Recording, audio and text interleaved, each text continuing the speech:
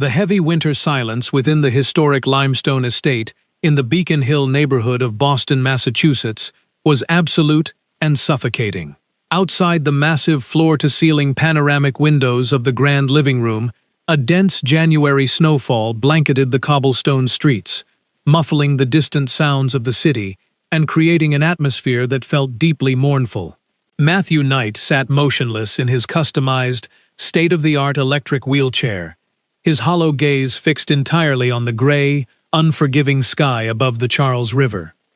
3 long years had passed since that catastrophic night when a head-on collision caused by an intoxicated driver shattered his spine, instantly stripping away his physical freedom, his fierce corporate drive, and his basic desire to live. The multi-billion-dollar real estate development empire he had built from nothing, a corporate titan valued at over $3 billion, continued to expand flawlessly under his board of directors. But Matthew himself had become a mere shadow haunting empty rooms. Medical experts from prestigious institutions across New England spoke endlessly about rigorous physical therapy, innovative technological adaptations, and psychological resilience. But Matthew had completely stopped listening after the first 12 months of agonizing failure. What was the ultimate purpose of fighting for partial mobility when the fundamental essence of his vibrant, fiercely independent life had been permanently erased from existence? His immense wealth could not purchase the simple ability to walk through a public park, and his immense corporate power could not bring back a genuine smile to his face, leaving him with everything and absolutely nothing simultaneously. On this particular freezing afternoon, Matthew returned from a routine medical evaluation much earlier than his staff anticipated because the primary physician had attempted to discuss an expensive, experimental neurological treatment. Matthew had coldly interrupted the doctor mid-sentence, instructing his personal assistant to immediately wheel him back to his transport vehicle, utterly refusing to entertain more false promises and subsequent emotional devastation. Maneuvering his electric wheelchair into the primary first-floor master suite, Matthew suddenly halted as an unexpected sight shattered the familiar, pristine order of his private sanctuary. A young woman, the newly hired evening cleaner from the domestic agency, was sitting completely motionless on a wooden chair positioned directly beside his massive bed. Her head rested heavily against the edge of the mattress, and her right hand hung loosely toward the hardwood floor, still clutching a bright yellow microfiber dusting cloth. She was fast asleep, her quiet, rhythmic breathing breaking the absolute silence of the room that Matthew usually guarded with fierce, intimidating hostility. Matthew felt an immediate wave of intense irritation wash over him as he stared at the sleeping intruder, wondering how many staff members he would have to cycle through this month. She was already the 4th cleaner the domestic agency had sent in the past few weeks, as no worker could endure his freezing demeanor and harsh, silent treatment for more than a few days. Before Matthew could harshly awaken the young woman and demand her immediate departure from his estate, his sharp gaze fell upon a small object, lying open on the floorboards right beside her limp hand. He carefully maneuvered his wheelchair a few inches closer, his curiosity piqued by the unmistakable appearance of a worn, heavily annotated literary book, rather than a cheap romance novel or a smartphone screen. It was a vintage collection of poetry by Emily Dickinson, its pages yellowed with time, corners deeply creased, and margins filled with meticulous pencil notes that indicated someone had returned to these verses repeatedly. The sleeping cleaner stirred slightly, murmuring an unintelligible phrase under her breath before settling back into her deep, exhaustion-induced slumber. Matthew found himself staring intently at her face, realizing she was quite young, perhaps 24 years old, with dark hair tied into a chaotic, hurried bun that seemed to mirror a life lived in constant motion.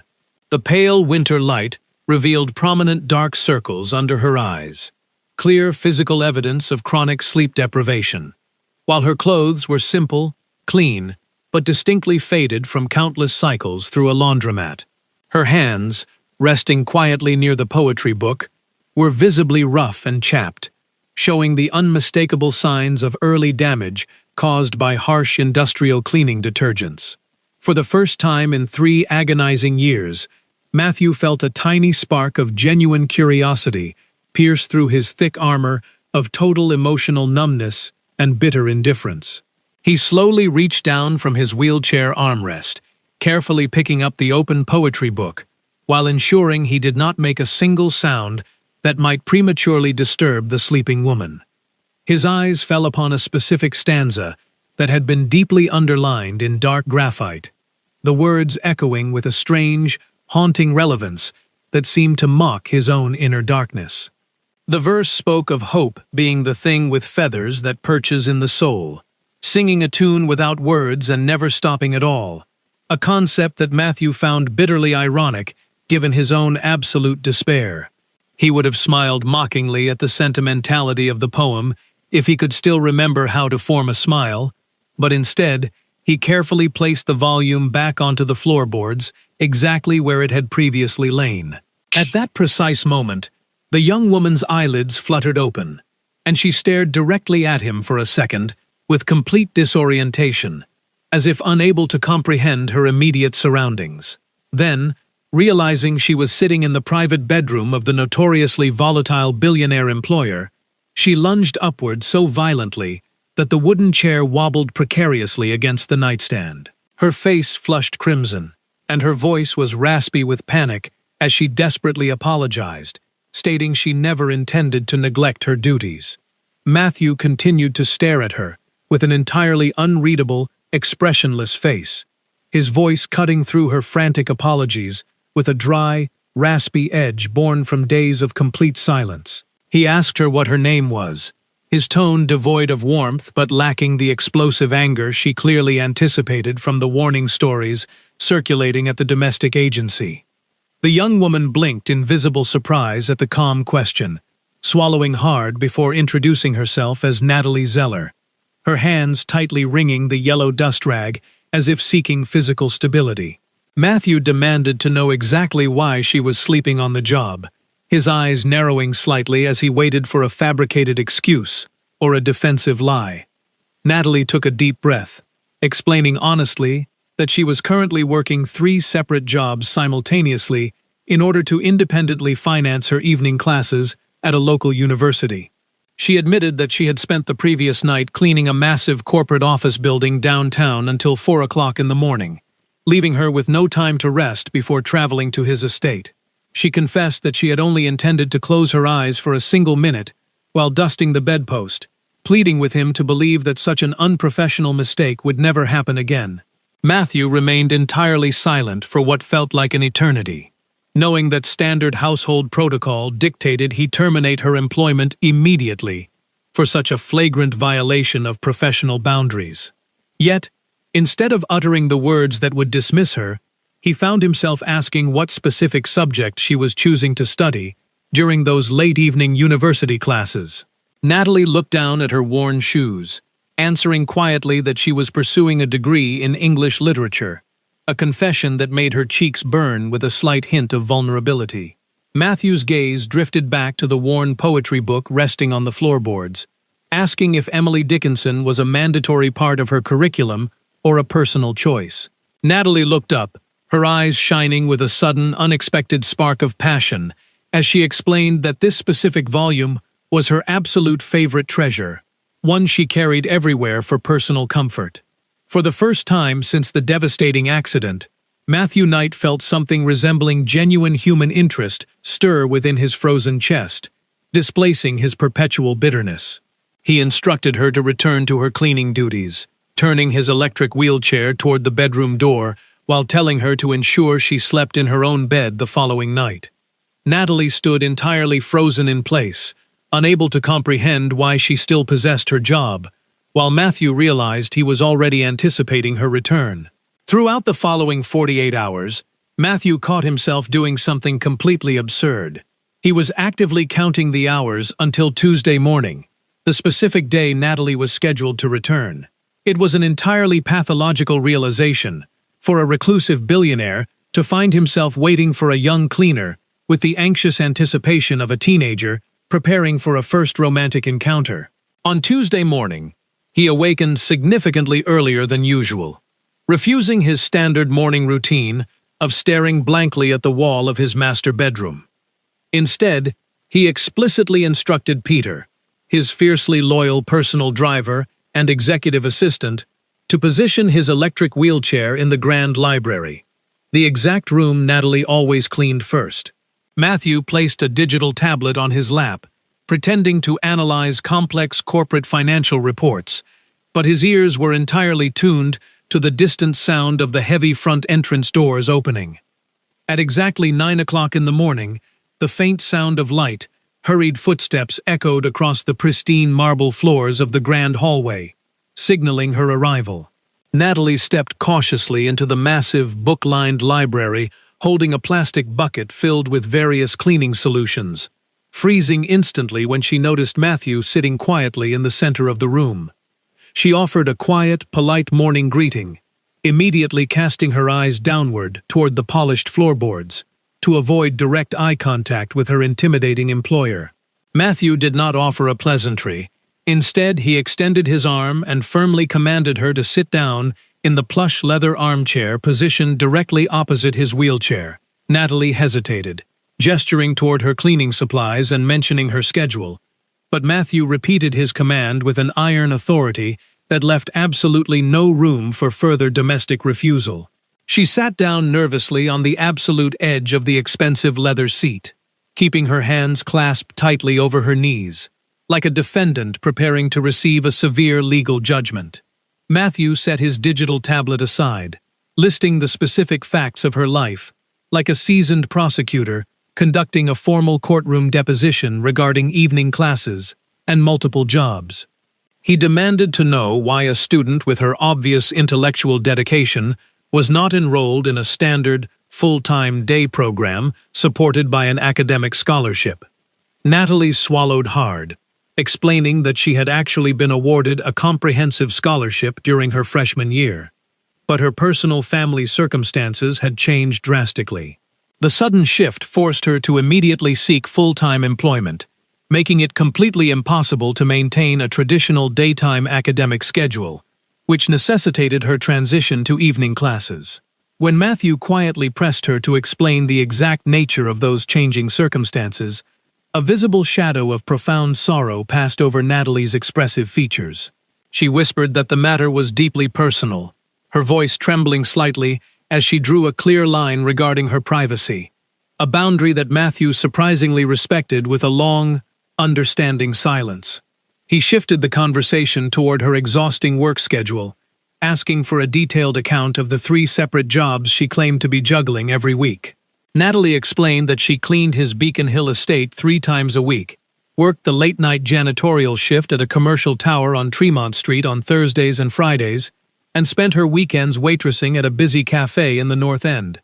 Matthew calculated the hours in his head, demanding to know exactly when she found the time to sleep like a normal human being. Natalie offered a small, weary shrug, stating that she managed to get 4 or 5 hours of sleep whenever her chaotic schedule permitted, claiming it was entirely sufficient for her needs. Matthew countered dryly that it was clearly insufficient, which was the precise reason she had collapsed into a deep sleep beside his bed the previous week. A deep, embarrassed crimson rushed back into her cheeks as she apologized once more, labeling her past behavior as utterly unprofessional and unacceptable. Matthew interrupted her sharply, stating that her constant apologies were becoming incredibly grating and that he had not brought her into the library to extract further expressions of guilt. An awkward, heavy silence settled between them, with Natalie nervously adjusting the sleeve of her faded work uniform while Matthew studied her resilient posture with intense scrutiny.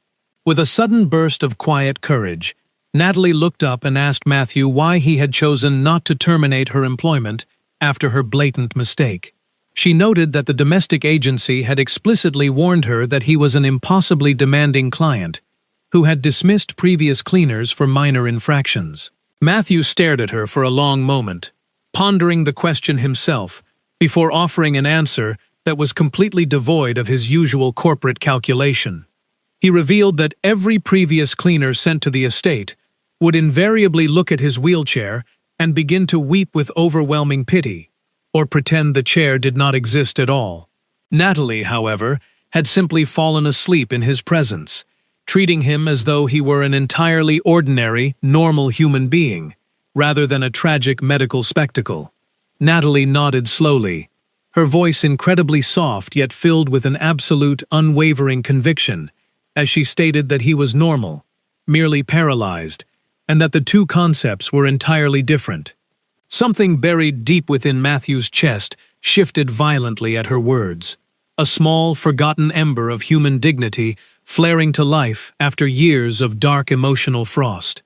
He abruptly changed the subject, inquiring about her ultimate career aspirations once she finally completed her lengthy English literature degree. Natalie's face illuminated with a brilliant, genuine warmth as she confessed her dream of working as a professional book editor, helping authors shape stories of human resilience. She whispered that she hoped to one day write her own book about ordinary people who absolutely refuse to surrender, even when their entire world collapses into ruin. Matthew felt a sharp, bitter pang of irony strike his mind, recognizing that he was the absolute embodiment of total surrender and passive capitulation to tragedy. He coldly instructed her to return to her domestic duties, claiming she was wasting valuable working time by engaging in idle conversation in his library. Natalie rose from the armchair immediately, but before she crossed the threshold of the room, she turned back and softly thanked him for granting her a second chance. Left entirely alone in the massive library, Matthew sat completely motionless for hours, staring out at the falling snow while contemplating the concept of a second chance. He wondered if a bitter, broken man like himself could ever truly deserve such a gift, or if Natalie was the unexpected catalyst sent to deliver it. The subsequent weeks introduced a transformation to the sprawling estate that was so incredibly subtle Matthew almost failed to recognize its gradual progression. Natalie arrived faithfully every Tuesday, Thursday, and Saturday, and with each visit, a distinct sense of warmth began to permeate the cold, sterile rooms of the historic mansion. The most immediate physical alteration Matthew noticed involved the numerous large houseplants arranged across the expansive, sunless corners of the formal living room. These exotic green plants had been sent as hollow corporate sympathy gifts by his business associates immediately following his accident, left to wither slowly in the deep shadows. On a bright Thursday morning, Matthew discovered that Natalie had completely rearranged the heavy pots, placing each one directly beneath a window or a warm reading lamp. When he demanded to know why she had dared to alter the established placement of his property, she did not flinch or offer a submissive apology to his harsh tone. She simply looked up from her floor mop, stating naturally that the plants were actively dying in the darkness and that everything eventually perishes when denied access to light. The utter simplicity of her statement carried a profound emotional weight that struck Matthew like a physical blow, making him realize she was speaking about his own isolated existence. A few days later, while examining a complex medical text regarding spinal cord injuries, Matthew discovered a tiny, bright yellow sticky note tucked carefully between the dense pages. Written in Natalie's neat, rounded handwriting was a short sentence suggesting that true medicine was not merely a combination of chemical compounds, but also the presence of hope. Instantly infuriated by what he perceived as naive sentimentality, Matthew aggressively tore the yellow paper into tiny fragments and threw them into the trash bin beside his desk. Yet, despite his physical destruction of the note, the simple, powerful words remained firmly lodged within his mind, repeating like an inescapable echo through his sleepless nights. On the following Saturday afternoon, the faint sound of Natalie singing in the distant kitchen drifted through the cavernous hallways of the quiet mansion, catching Matthew completely off guard. Her voice was low, velvety, and slightly raspy from sheer physical exhaustion, carrying the melancholic but comforting melody of an old acoustic folk ballad about enduring love. Matthew closed his eyes, leaning his head back against his wheelchair, and allowed himself to simply listen to the music, without his usual analytical cynicism. Peter, his observant assistant, was the very first person to openly acknowledge the undeniable shift occurring within the walls of the Beacon Hill estate. While helping Matthew transition from his bed to his electric wheelchair one crisp morning, Peter casually remarked that the household felt significantly more peaceful lately. He added that Matthew appeared noticeably calmer and more settled since the new agency cleaner had begun managing the domestic responsibilities of the property. Matthew offered no verbal response to his assistant's observation, maintaining a stoic silence, but internally, he knew Peter's assessment was entirely accurate. He had begun structuring his entire week around the specific days Natalie was scheduled to arrive, paying close attention to the small details of her work.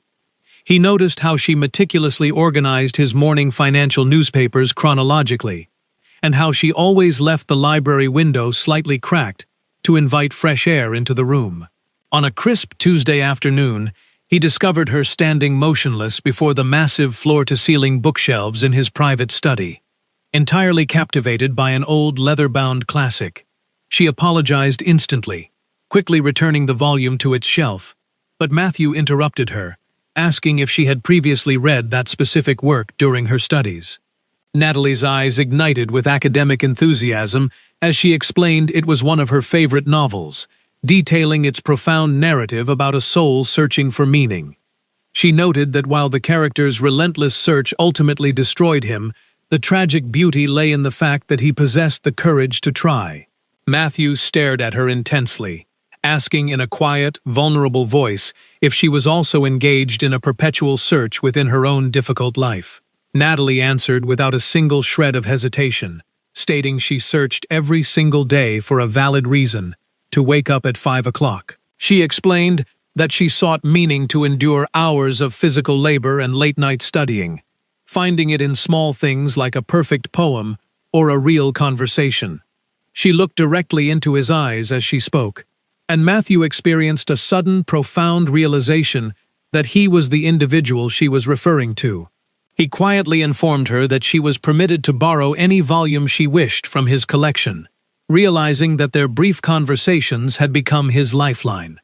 Matthew had never personally reviewed the granular financial ledgers or domestic staff payroll accounts of his household, as that meticulous task belonged entirely to Peter. However, on a rainy Monday morning, while waiting for a virtual conference with his corporate legal team, he accidentally opened a digital folder containing employee expenses. His eyes scanned the names until they locked onto Natalie Zeller's payroll profile, revealing a static monthly compensation of $3,000 for the past 6 months.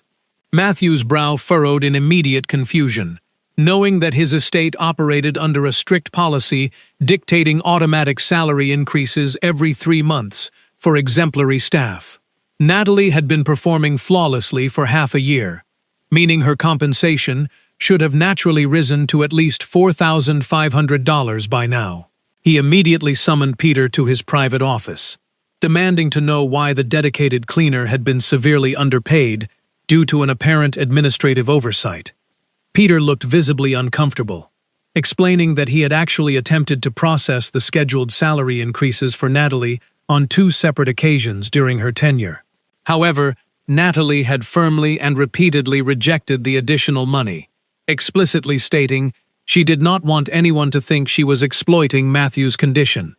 She insisted on earning an honest wage for honest work, claiming that the initial agreed-upon sum was entirely sufficient for her current living expenses. Matthew gripped the armrests of his wheelchair in absolute disbelief, stunned that someone facing severe financial hardship would reject money out of pure ethical principle. In the cutthroat corporate universe Matthew had inhabited for decades, individuals routinely sacrificed their morals for minor financial advancements, making Natalie's integrity seem completely alien. He ordered Peter to immediately retrieve her complete employment file, including her background check, original resume, personal references, and any investigative security reports. Half an hour later, Matthew sat alone under the green lamp of his desk, carefully reading through the comprehensive dossier compiled on Natalie Zeller. The standard security report, mandatory for all staff entering his estate, revealed that she had been tragically orphaned at age 17 when both parents died in a collision. She possessed absolutely no siblings or extended family, financing her entire life, and $45,000 of student debt, through relentless, low-wage physical labor.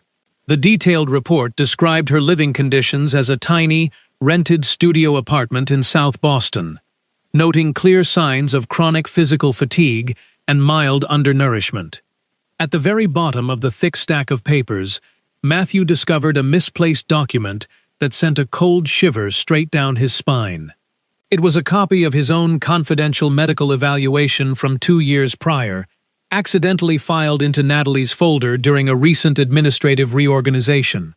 His eyes locked onto a section discussing an advanced, highly experimental stem cell regeneration therapy that carried a 40 to 60% chance of success.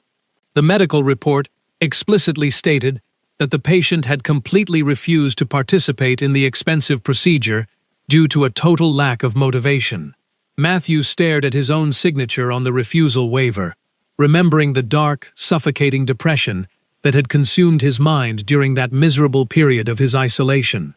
He realized that while Natalie was working herself to the bone to build a future, he had willingly discarded his own future out of sheer cowardice. At that exact moment, the office door opened softly, and Natalie stepped inside to begin her scheduled Tuesday cleaning routine, freezing when she saw his intense expression.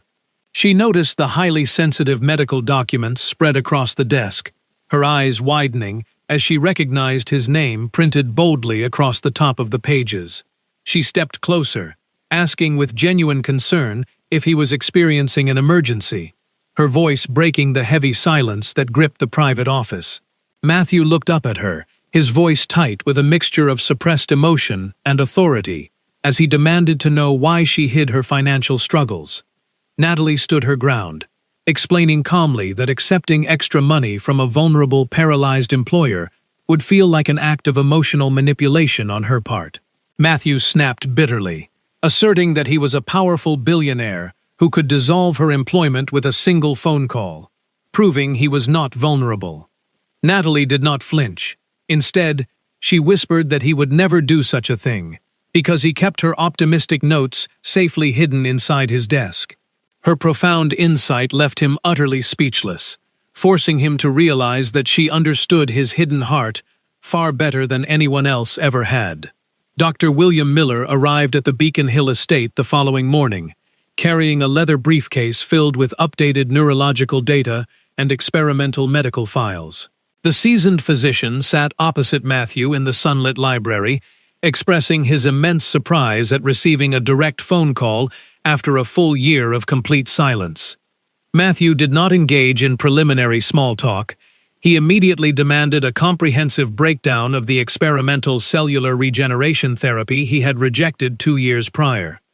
Dr. Miller adjusted his glasses, explaining that the complex procedure involved injecting highly specialized stem cells directly into the precisely damaged region of the spinal cord. He reiterated the 40 to 60% success rate, emphasizing that the treatment would require a brutal, exhausting year of intensive physical rehabilitation to show results. The doctor looked directly into Matthew's eyes, stating firmly that the physical medicine would mean absolutely nothing if his mind remained trapped in a state of total surrender. Matthew glanced out the grand window, watching Natalie walk down the snow-covered driveway with her heavy backpack of university textbooks, her resilient form radiating quiet strength. He turned back to the physician and declared with absolute certainty that his mindset had changed completely, and that he wished to begin the process immediately. The subsequent weeks evolved into a punishing gauntlet of agonizing diagnostic scans, painful muscle biopsies, and exhausting blood panels that tested Matthew's fading physical endurance. An exceptionally strict physical therapist named Evelyn began visiting the estate 3 times a week to aggressively prepare his atrophied lower limbs for the surgery. The initial rehabilitation sessions were deeply humiliating for Matthew, as he lay completely helpless on a treatment table, entirely unable to elicit a response from his legs. He found himself consumed by a dark, familiar wave of intense anger and fear, terrified that he was risking his fragile hope on a failure. Natalie noticed his profound discouragement during her Thursday shift, quietly setting her cleaning tools aside to sit on a chair right beside his treatment table. She shared a memory of her late mother, explaining that the most terrifying part of any difficult journey is simply summoning the courage to take the first step. Her gentle voice acted as a powerful anchor against his rising panic, providing him with the emotional strength necessary to endure Evelyn's grueling physical regimens. Sylvia Nelson, Matthew's executive assistant of 15 years, observed the unmistakable changes occurring within the Beacon Hill estate with a toxic mixture of jealousy and alarm. She had meticulously managed Matthew's professional calendar and personal life for over a decade, harboring a deeply buried, unrequited love for her brilliant, emotionally distant employer. She viewed Natalie as a highly dangerous corporate and personal threat, an uneducated intruder who was rapidly dismantling the controlled world she had built. On a crisp Thursday afternoon, Sylvia arrived at the mansion early, intercepting Natalie in the grand foyer just as the young woman was concluding her shift. With a cold, calculated smile, Sylvia requested a moment of her time, leading her into a formal corporate conference room on the first floor. Sylvia leaned against the polished mahogany table, tossing a thick folder directly in front of Natalie and instructing her to review its highly sensitive contents. Natalie opened the file, her heart sinking as she recognized her own face on a comprehensive private security dossier detailing her parents' deaths and debts. Sylvia informed her coldly that Matthew had ordered a complete background investigation on her before she even crossed the threshold of the estate on her first day. She asserted that Matthew had never viewed her as a unique individual, but rather as a desperate, financially ruined girl who could be easily controlled. Natalie felt a profound wave of humiliation wash over her, realizing that her private struggles had been laid bare before her employer from the very start. Sylvia then produced a copy of a strict family corporate agreement Matthew had signed 5 years prior, pointing directly to a clause regarding personal relationships. The legal document explicitly stated that if Matthew ever entered a domestic partnership that threatened company assets, he would immediately forfeit his corporate voting power. Sylvia whispered cruelly that Matthew was merely using her as a temporary source of psychological amusement to survive his current medical crisis before discarding her. Broken-hearted and completely overwhelmed by the crushing weight of Sylvia's calculated words, Natalie gathered her belongings and exited the conference room without shedding a single tear. She walked out into the freezing Boston winter, entirely convinced that her presence was actively endangering the massive legacy Matthew had sacrificed his life to build. Matthew sat near the library window for hours on Saturday morning, his anxiety escalating into a frantic panic when Natalie failed to arrive for her shift. He demanded that Peter immediately contact the domestic agency, only to learn that Natalie had abruptly requested an indefinite period of unpaid leave due to personal illness. For an entire week, the estate fell back into a state of oppressive, icy silence, with Matthew completely losing his focus during his physical therapy sessions. Evelyn stopped her treatment midway through a difficult session, bluntly telling Matthew that his physical body was completely shutting down because his spirit was absent. She demanded to know why a powerful, resourceful billionaire was sitting passively in a wheelchair instead of traveling downtown to find the woman he loved. Spurred into immediate action by Evelyn's fierce reprimand, Matthew ordered Peter to locate Natalie's exact residential address in South Boston and prepare the transport vehicle. An hour later, Matthew's luxury vehicle parked before a decaying brick tenement building, its narrow stairwells completely lacking any form of mechanical elevator access. Showing immense physical devotion, Peter carefully lifted Matthew out of the vehicle and carried him up 3 long flights of steep, humid stairs to apartment 23.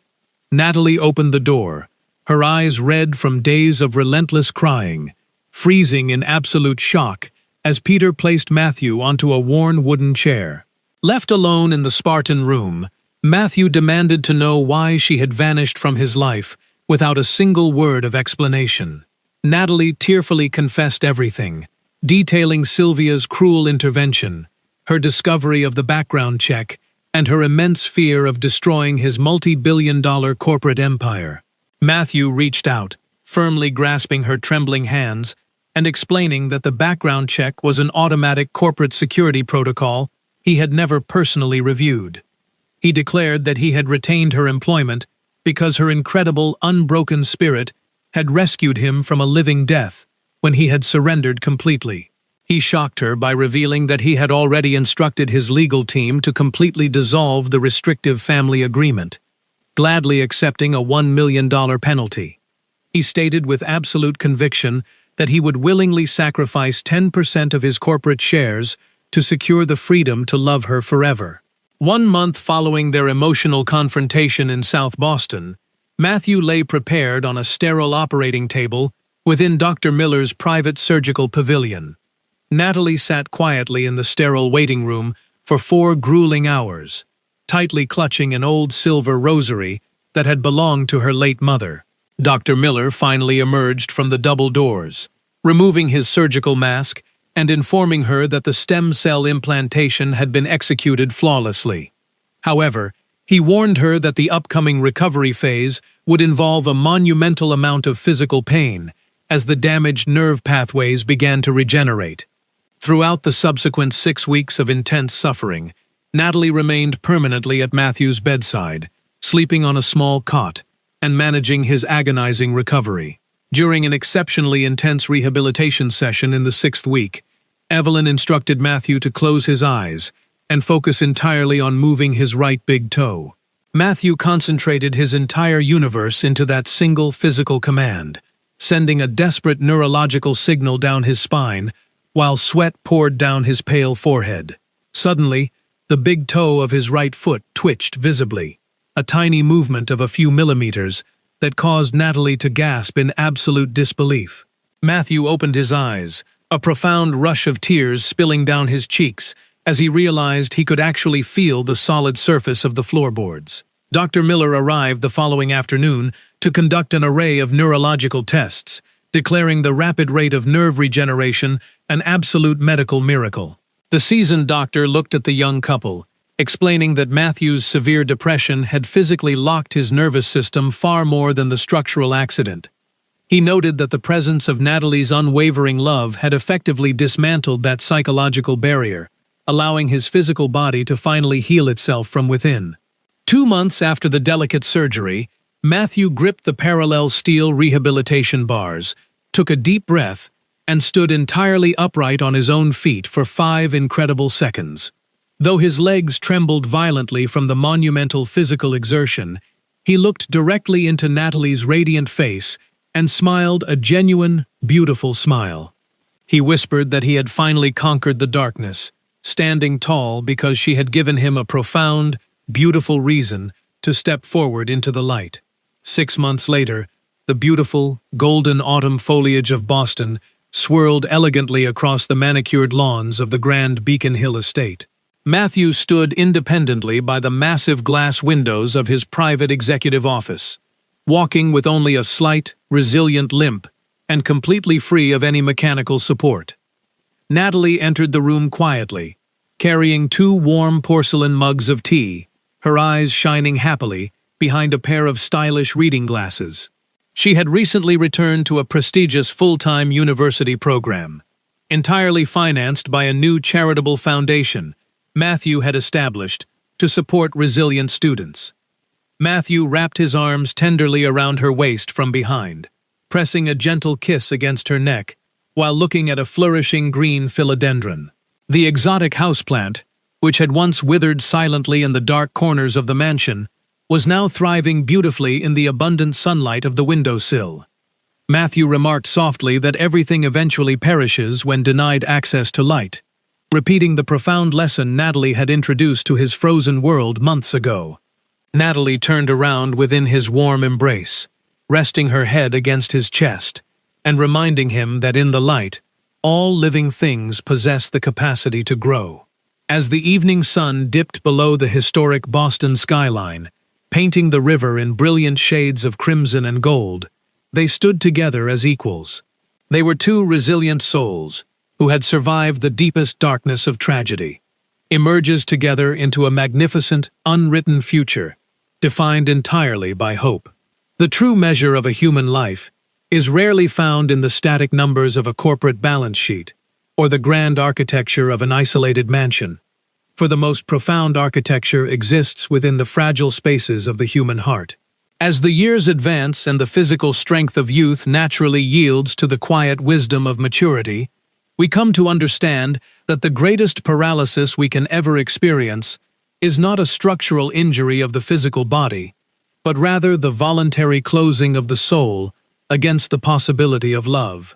We build massive fortresses of bitterness and indifference to protect ourselves from the unpredictable storms of emotional vulnerability, entirely forgetting that the same walls keeping out the pain will inevitably block out the light that sustains our existence. It is an easy thing for an aging person to look back upon a life of material acquisition and realize that the moments of genuine connection, the quiet conversations shared in times of deep exhaustion, are the only treasures that retain their absolute value when everything else fades away. Second chances are rarely delivered to our doorsteps in the grand, dramatic fashion we anticipate. Instead, they arrive disguised as ordinary moments, embodied by individuals who possess the quiet courage to exist authentically in our presence, without demanding our perfection.